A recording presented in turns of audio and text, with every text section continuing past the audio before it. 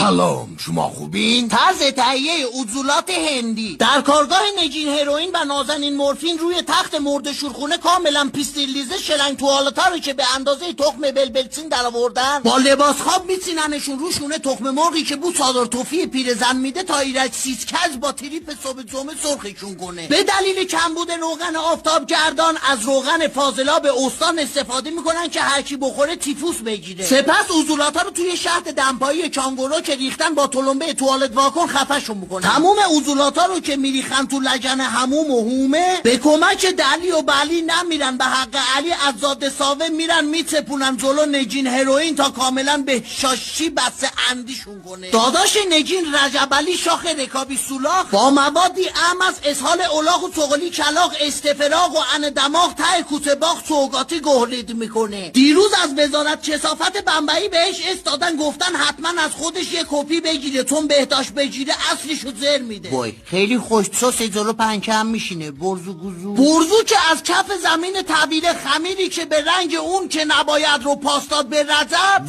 به وجب سوهان اصلیا رو با اصاره خشتکش از لای دامن جذب ثروت طعم ملس بهش میده. سوراخای رکابیش جای گلوله بهداشته ولی به گوزش هم نیست. بیا اسکل خونه سازی درست میکنه. نوش جان بمبئی.